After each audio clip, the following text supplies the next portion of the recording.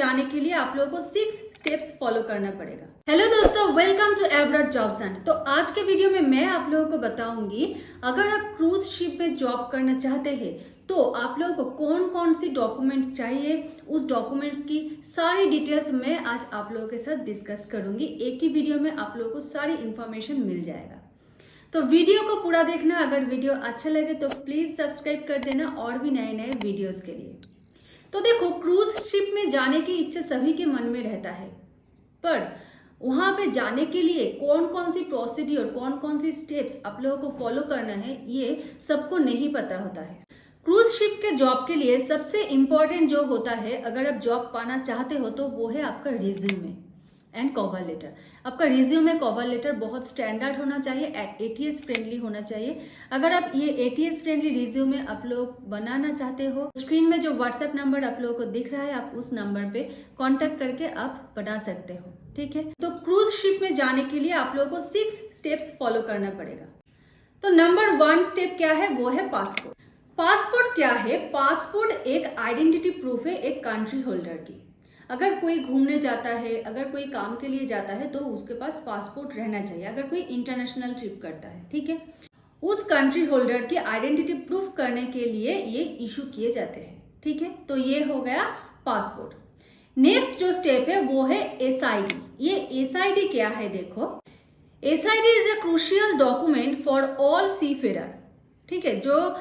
जो लोग शिप में जॉब करने चाहते हैं उन लोगों के लिए एसआईडी एक बहुत ही महत्वपूर्ण डॉक्यूमेंट होता है। This document providing them a recognized identity and proof of their qualification and employment। ये जो डॉक्यूमेंट है ये क्या होता है?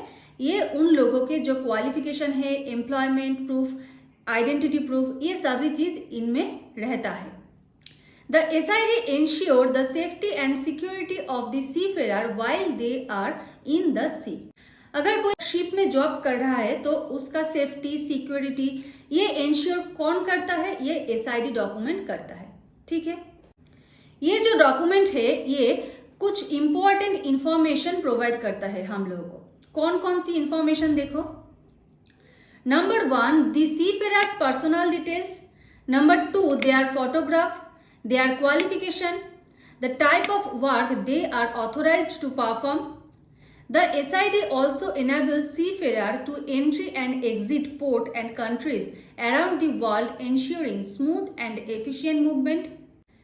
It provides means to verifying the seafarer identity, nationality and qualification, which are essential requirements for entering and working in ports। तो SID document क्या होता है, क्यों होता है, ये आप लोगों को समझ में आ गया। पर एसआईडी डॉक्यूमेंट आप लोगों को कैसे मिलेगा, कहाँ पे आप अप्लाई करोगे, ये सभी चीज मैं अलग से एक वीडियो में आप लोगों को बता दूंगी। थर्ड जो स्टेप है वो है एसटीसीडब्ल्यू कोर्स। ये क्या होता है? ये सबसे महत्वपूर्ण कोर्स होता है, ठीक है। अगर आप क्रूज शिप में जाना चाहते हो, अगर आपके पास एसटीसीडब्ल्यू कोर्स की सर्टिफिकेट नहीं है तो आप नहीं जा सकते। क्योंकि देखो, जब आप शिप में हो, ठीक है, आप सेल कर रहे हो, तब आपको हेल्प करने के लिए कोई नहीं है वहां पे। अगर आप लैंड पे हो तो आसपास से कोई भी आ सकता है आपको हेल्प करने के लिए, अगर आप कोई भी दिक्कत में पड़ते हो तो। पर अगर जब आप शिप में हो तो आपको खुद का हेल्प खुद करना है। तो आप कैसे हेल्प करोगे, कैसे कोई डिजास्टर से खुद को बचाओगे, अगर कोई फायर लग जाता है तो वो कैसे आप कंट्रोल करोगे, ये सभी चीज आप लोगों को एसटीसीडब्ल्यू कोर्स के अंदर सिखाया जाता है।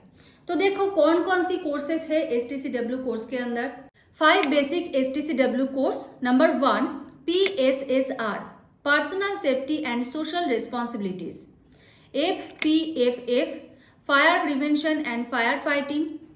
Number 3 PST, personal survival techniques. Number 4 EFA, elementary first aid. Number 5 DSD, designated security duties. तो ये जो 5 कोर्सेस है ये आप लोगों को सेफ्टी एंड सिक्योरिटी की बेसिक नॉलेज देता है। अगर कोई इमरजेंसी आ गया तो वहां पे आप लोग कैसे तुरंत रिएक्ट करोगे, कैसे एक फास्ट एड आप करोगे अगर किसी को कोई दिक्कत हो गया तो, ठीक है। ये सभी चीज आप लोगों को यहाँ पे सिखाया जाता है। तो ये एसटीसीडब्ल्यू कोर्स करना बहुत ही महत्वपूर्ण बात होता है। नंबर 4 है सीडीसी। ये सीडीसी क्या होता है? CDC continuous discharge certificate. ये सर्टिफिकेट आप लोगों को ऐसे ही नहीं मिलेगा। ये सर्टिफिकेट पाने के लिए आप लोगों को STCW कोर्स करना बहुत जरूरी होता है। अगर आपके पास STCW की सर्टिफिकेट है तो ही आप लोगों को ये CDC और ओपन CDC जो भी आप बोलो ये आप लोगों को मिलेगा। तो ये डॉक्यूमेंट पाने के लिए आप लोगों को कौन कौन सी चीज चाहिए देख लो। आप लोगों का पासपोर्ट रहना चाहिए, क्लास 10th पास सर्टिफिकेट रहना चाहिए, STCW की 5 बेसिक कोर्सेज का सर्टिफिकेट रहना चाहिए। ये CDC क्या होता है देखो, it is a seafarer identity document issued by the country. Every seafarer must carry this document while on board. It is a official and legal record of the sea experience. तो ये हो गया 4 step, passport, SID, STCW, CDC। इसके बाद क्या होता है, इसके बाद होता है मेडिकल।